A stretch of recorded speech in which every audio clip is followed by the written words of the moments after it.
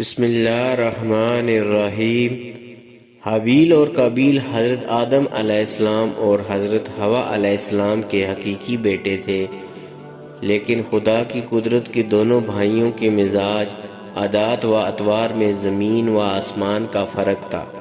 بڑا بھائی قابیل مزاجاً غصے کا تیز، بد زبان اور فطرتاً برائی کی جانب راغب تھا۔ حسد، بغض، سرکشی، تکبر اور انتقام کا جذبہ اس کی سرشت میں شامل تھا اور اس کا ذریعہ معاش کھیتی باڑی تھا، جبکہ چھوٹا بھائی حابیل نیک سیرت، متقی، پرہیزگار اور عاجز انسان تھا۔ وہ بھیڑ بکریاں چرایا کرتا اور فارغ وقت اپنے والد کی خدمت میں گزارتا۔ قابیل شکل و صورت میں حابیل سے زیادہ خوبصورت تھا، جبکہ حابیل واجبی خد و خال کا مالک لیکن اپنے بڑے بھائی قابیل کے مقابلے میں زیادہ قوی و طاقتور تھا۔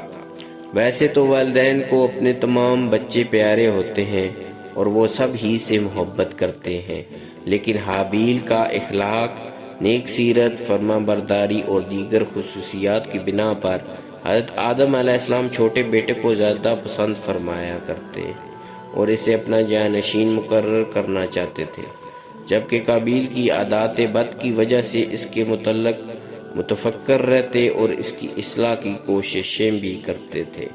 قرآن کریم نے حضرت آدم علیہ السلام کی ان دونوں صاحبزادوں کے نام لے کر مخاطب نہیں کیا، البتہ توریت میں ان کے نام حابیل و قابیل بیان کیے گئے ہیں۔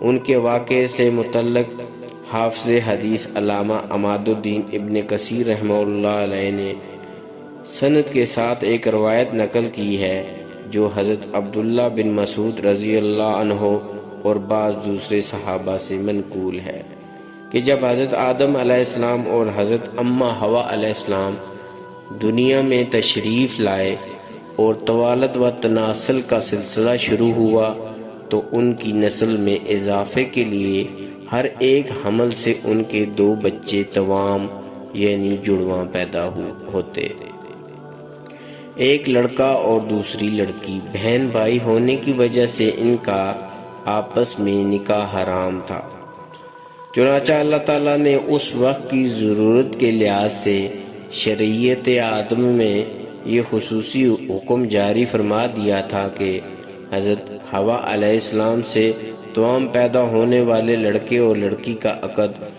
دوسرے وقت میں پیدا ہونے والے توام بچوں سے کر دینا جائز ہے۔ اسی حکم کے مطابق قابیل اور حابیل کی شادی ہونا تھی۔ قابیل عمر میں بڑا تھا، اس کے ساتھ اس کی جو ہمشیرہ پیدا ہوئی وہ حابیل کے ساتھ پیدا ہونے والی ہمشیرہ سے بہت زیادہ حسین و خوبرو تھی۔ جب نکاح کا وقت آیا تو حسب حکم حابیل کے ساتھ پیدا ہونے والی ہمشیرہ قابیل کے حصے میں آئی، لیکن چونکہ وہ خوبصورت نہیں تھی چنانچہ قابیل نے اس شادی سے انکار کر دیا۔ وہ اپنی سگی ہمشیرہ سے شادی کا خواہشمند تھا۔ حضرت آدم علیہ السلام نے شرعی قاعدے کے موافق اسے قبول نہیں فرمایا اور قابیل کو اللہ کے حکم کے مطابق عمل کی تلقین کی، لیکن قابیل اپنی ضد سے باز نہ آیا۔ بڑا ہونے کی وجہ سے قابیل خود کو والد کا جانشین سمجھتا تھا، لیکن وہ حابیل کے تعلق سے والد کے خیالات سے واقف تھا۔ اب حسین و جمیل لڑکی سے حابیل کی شادی کے فیصلے نے اسے حابیل کا دشمن بنا دیا۔ حضرت آدم علیہ السلام نے جب دونوں بھائیوں کے درمیان یہ تنازع دیکھا تو رفع اختلاف کے لیے دونوں بھائیوں کے لیے یہ تجویز پیش کی کہ تم دونوں بارگاہ خداوندی میں اپنی اپنی قربانیاں پیش کرو، اللہ تعالیٰ تم دونوں میں سے جس کی قربانی قبول فرمائے گا اس لڑکی کی شادی اس سے کر دی جائے گی۔ حضرت آدم علیہ السلام کو اس بات کا یقین تھا کہ قربانی اس کی قبول ہوگی جس کا حق ہے، یعنی حابیل کی۔ اس زمانے میں قربانی قبول ہونے کی ایک واضح اور کھلی علامت یہ ہوتی تھی کہ آسمان سے ایک آگ آتی اور قربانی کو کھا جاتی، اور جس قربانی کو آگ نہ کھائے تو اس کے معنی یہ ہوتے کہ وہ قربانی اللہ کے حضور قبول نہیں ہوئی۔ چنانچہ دونوں نے قربانیاں پیش کی۔ حابیل بکریوں والے تھے، چنانچہ انہوں نے ایک نہایت عمدہ، خوبصورت اور فربا بکری راہ خدا میں قربانی کے لیے پیش کی۔ قابیل کھیتی باڑی کرتا تھا، لہذا اس نے فضول اور ردی فصل کا ایک گٹھا قربانی میں دیا۔ اللہ نے حابیل کی قربانی قبول فرما لی، مگر قابیل کی قربانی قبول نہیں ہوئی۔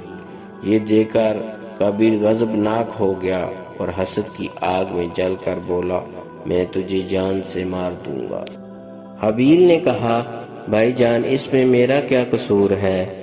یہ تو اللہ تعالیٰ کا قاعدہ ہے کہ وہ صرف اپنے متقی بندوں کی قربانی قبول فرماتا ہے۔ اگر آپ مجھے قتل کرنے کے لیے اپنا ہاتھ چلائیں گے تب بھی میں آپ کو قتل کرنے کے لیے اپنا ہاتھ نہیں چلاؤں گا، کیونکہ مجھے تمام جہانوں کے پروردگار اللہ تعالیٰ کا خوف ہے۔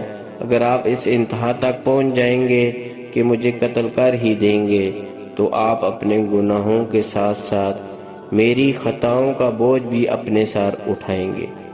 ایک بے گناہ انسان کو قتل کرنے والا گویا مقتول کے تمام گناہوں کا بوجھ بھی اپنے سر اٹھا لیتا ہے۔ اس طرح میرے گناہوں کا وبال بھی آپ کے سر ہوگا، اور میرے لیے تو یہ کوئی گھاٹے کا سودا نہیں ہے، البتہ اس جرم کی وجہ سے آپ جہنمی ہو جائیں گے۔ حضرت عبداللہ بن عمر رضی اللہ عنہ فرماتے ہیں، خدا کی قسم، مقتول حابیل قابیل سے زیادہ طاقتور تھا، لیکن اسے حیا و شرم مانع رہی کہ اپنے بھائی کی طرف قتل کے لیے ہاتھ بڑھائے۔ علامہ ابن کثیر رحمہ اللہ علیہ قتل کے حوالے سے مختلف اقوال تحریر فرماتے ہیں کہ شاید قابیل کے پاس لوہے کی راڈ ہو جس سے حابیل کو مارا اور قتل کر دیا، اور ایک قول یہ بھی ہے کہ قابیل نے پتھر کی چٹان حابیل کے سر پر مار کر اسے ہلاک کیا۔ جب حابیل سو رہا تھا تو قابیل نے بھائی کا سر کچل ڈالا۔ قابیل نے اپنے بھائی کو قتل تو کر دیا، لیکن اب وہ نہایت پریشان تھا کہ اس ناش کا کیا کرے۔ یہ زمین پر کسی انسان کا پہلا قتل تھا۔ بعض مفسرین نے ذکر کیا ہے کہ جب قابیل نے اپنے بھائی کو قتل کر چکا تو اس کی ناش 1 سال تک اپنی پشت پر لادے پھرتا رہا۔ اہل کتاب سے منقول ہے کہ دمشق کے شمال میں ایک پہاڑ جبل قاسیون میں وہ غار موجود ہے جس میں قابیل نے پتھر مار کر حابیل کو قتل کیا تھا۔ یہ غار آج بھی خونی غار کے نام سے پکارا جاتا ہے۔ اس بات کی صحت کا علم اللہ تعالیٰ ہی کو ہے۔ بعض مفسرین نے لکھا ہے کہ اللہ تعالیٰ نے 2 کووں کو بھیجا تھا۔ اسماعیل بن عبد الرحمن بن ابی کریمہ مفسر قرآن ہیں اور صدی کے نام سے شہرت رکھتے ہیں۔ وہ اپنی سند کے ساتھ روایت کرتے ہیں کہ وہ کوے دونوں بھائی تھے، پھر دونوں لڑنے لگے حتیٰ کہ ایک نے دوسرے کو ہلاک کر دیا۔ پھر وہ قتل کے بعد زمین کی طرف جھکا اور اسے کھودنے لگا، پھر گڑھے میں کوے کو ڈالا اور اسے دفن کر کے چھپا دیا۔ جب قابیل نے یہ سب دیکھا تو پکار اٹھا، ہائے افسوس کہ میں اس کوے کی طرح ہونے سے بھی عاجز ہو گیا کہ اپنے بھائی کی لاش چھپا لوں۔ پھر قابیل نے کوے کی پیروی کرتے ہوئے بھائی کو دفن کر کے چھپا دیا۔ حابیل کی لاش دفنانے کے بعد قابیل کو والد کے غصے کا خوف تھا، چنانچہ شیطان کے مشورے پر وہ یمن فرار ہو گیا، جہاں اس نے سکونت اختیار کر لی اور والد کے دین حق کو چھوڑ کر پہلے آتش پرستی بعد ازاں بت پرستی شروع کر دی۔ دنیا میں قتل و غارت گردی، حسد و فساد اور آتش پرستی و بت پرستی کی بنیاد قابیل ہی نے رکھی۔ قابیل کو حابیل کے قتل ناحق کی دنیاوی سزا فوری طور پر اس طرح دے دی گئی کہ اس کی پنڈلی اس کی ران کے ساتھ چمٹ گئی، اور جس طرف سورج کا رخ ہوتا اس کے چہرہ بھی از خود ادھر ہی گھوم جاتا۔ اپنے بھائی کے ساتھ حسد، سرکشی اور گناہ کی وجہ سے اسے یہ رسوائی اور عذاب ملا، جبکہ آخرت کا عذاب سخت اور اپنی جگہ قائم ہے۔ ناظرین، ویڈیو اچھی لگے تو لائک اور شیئر کر دیں، اور نئے آنے والے معزز ناظرین چینل کو سبسکرائب کر کے بیل کے آئیکن کو دبا دیں تاکہ ہر نئی آنے والی ویڈیو کا نوٹیفیکیشن آپ تک پہنچ سکے۔ شکریہ۔